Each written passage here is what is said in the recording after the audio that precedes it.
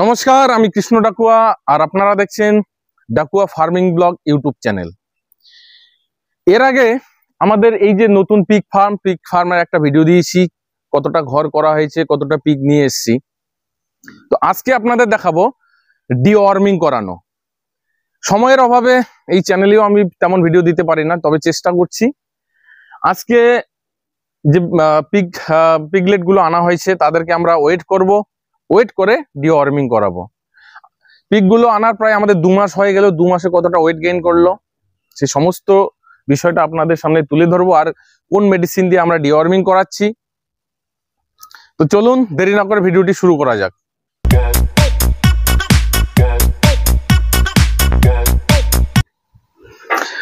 আজকে ডিওয়ার্মিং করাবো, তো চলুন ভিতরে ঢুকি। অলরেডি আমরা কাটা নিয়ে এসেছি।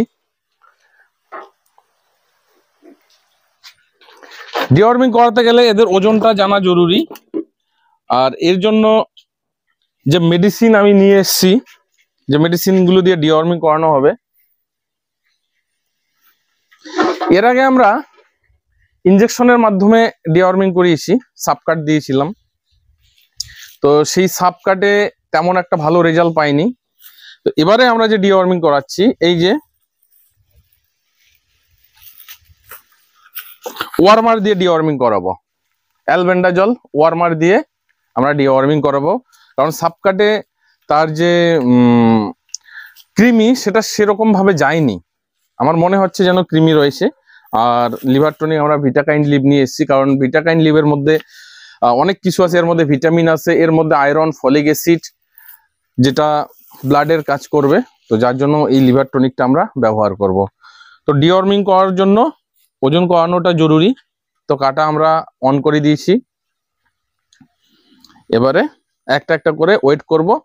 ওয়েট করার পরেই আমরা কিন্তু প্রত্যেকেই কৃমিনাশক মেডিসিন দিয়ে দেব। তো চলুন দেখা যাক। এদেরকে ওয়েট করার জন্য কিন্তু তার 4টা পা বেঁধে নিতে হবে। পা না বাঁধলে তাদেরকে ওজন করানো যাবে না, কারণ এটা ছাগল নয় যে ধরে থেকে আস্তে করে ওজন করবেন, সেটা কিন্তু কোনোভাবেই সম্ভব নয়। এর জন্য এর 4টা পা আমরা বেঁধে নিচ্ছি। বেঁধে নেওয়ার পরেই কিন্তু একে আমরা কাটায় তুলে দেব।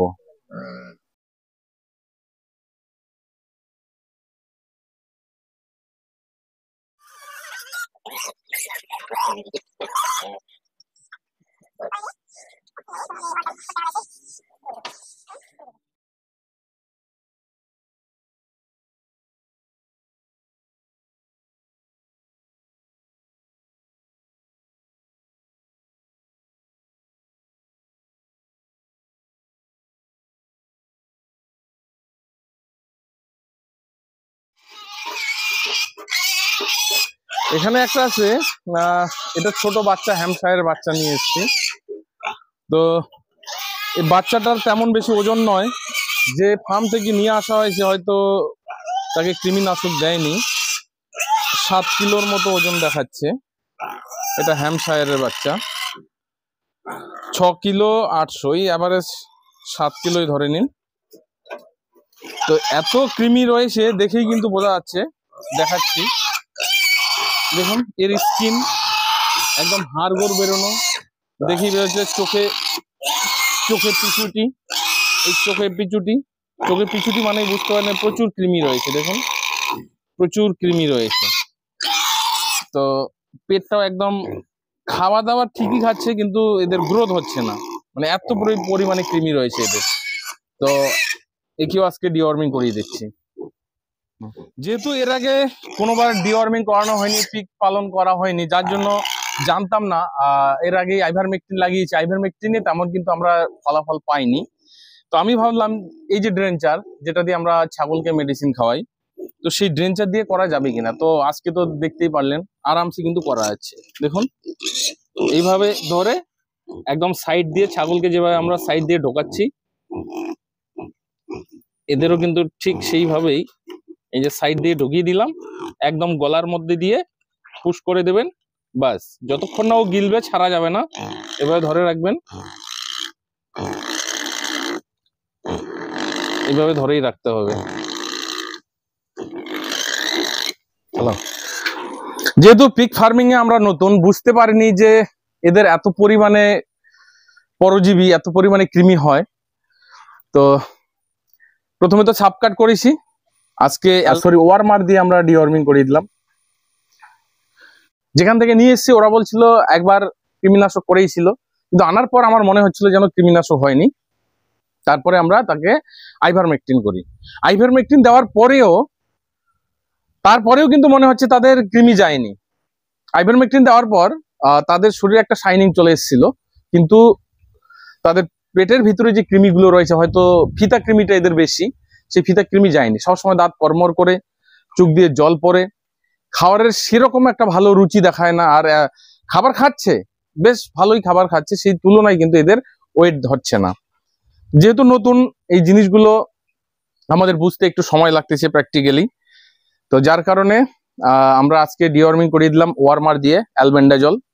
এর ঠিক 21 দিন পর আমরা এর বুস্টার ডোজ দেব, হয়তো আরো অন্য কোনো প্রিপারেশন ইউজ করব। এরপরে হয়তো লেবামিজল, অক্সিক্লোজানাইট এই ধরনের কোনো প্রিপারেশন ব্যবহার করব। তো আপনারাও যদি পিগ ফার্মিং করেন তো অবশ্যই তাদের ডিওয়ার্মিংটা টাইমলি করার চেষ্টা করবেন, না হলে কিন্তু গ্রোথ পাবেন না, যেটা প্র্যাকটিক্যালি আমরা অনুভব করলাম। আর যারা পিগ ফার্মিং করেন, যাদের অভিজ্ঞতা আছে, যারা জানেন, তো অবশ্যই কমেন্টে লিখবেন কোন সময় কোন ডিওয়ার্মিং করালে ভালো হয়। তো আমি যেটা জানি, সবার ফার্স্ট যেটা তাদের পাইপারজিন দিয়ে করাতে হয়, এরপরেই আমরা অ্যালবেন্ডাজল ইউজ করতে পারি, আর এরপরে আমরা যে কোনো কৃমিনাশক ব্যবহার করতে পারি। আর সাপকাট হয়তো আমরা সবার শেষের দিকে করতে পারি, যেহেতু এগুলো তো 5-6 মাসেরই চাষ। মোটামুটি যখন 3 মাস, 3.5 মাস, 4 মাস হবে, সে সময় সাপকাট করলে হয়তো ভালো হবে। তো সেটাই আমাদের পরবর্তী প্ল্যানিং রয়েছে। আর আজকে কৃমিনাশক দিলাম 3 ঘন্টা, 2-3 ঘন্টা এদের কিন্তু কোনো খাবার বা জল দেব না। এখনই যদি খাবার জল দিয়ে দিই তাহলে ভালো কাজ করবে না, তো এটা আগে কাজ করুক, 2-3 ঘন্টা পর আমরা খাবার জল দিয়ে দেব। আর এদের যে লিভার টনিক, সেটা কিন্তু আমরা কাল সকাল থেকে দিয়ে দেবো। কিন্তু এইভাবে ধরে ধরে লিভার টনিক দেওয়া খুব সমস্যা, হয়তো সকালবেলায় ট্রাই করব জলের সঙ্গে দিলে খায় কিনা সেটা জানা নেই আমাদের, না হলে ফিডের সঙ্গে সেই লিভার টনিক মিক্স করে আমরা কন্টিনিউ 7 থেকে 10 দিন দেব। তো বন্ধুরা, কেমন লাগলো ভিডিওটি অবশ্যই কমেন্ট বক্সে কমেন্ট করে জানাবেন। আরো যদি এই ধরনের ভিডিওগুলি দেখতে চান সেটাও লিখবেন, আমি চেষ্টা করব পিগ ফার্মের ভিডিও আপনাদের সামনে নিয়ে আসা। যে সমস্ত আমরা প্রবলেম ফেস করতেছি, যে সমস্ত অভিজ্ঞতা অর্জন করতেছি, সেই বিষয়গুলো আমি সমস্ত ভিডিওর মাধ্যমে তুলে ধরার চেষ্টা করব। যদি চ্যানেলে নতুন হয়ে থাকেন, চ্যানেলটিকে সাবস্ক্রাইব করে বেল আইকনটিকে দাবিয়ে রাখবেন। তো আজকের ভিডিওতেই এখানেই শেষ করে দিচ্ছি। আপনারা সকলে ভালো থাকুন, সুস্থ থাকুন। জয় হিন্দ, জয় ভারত।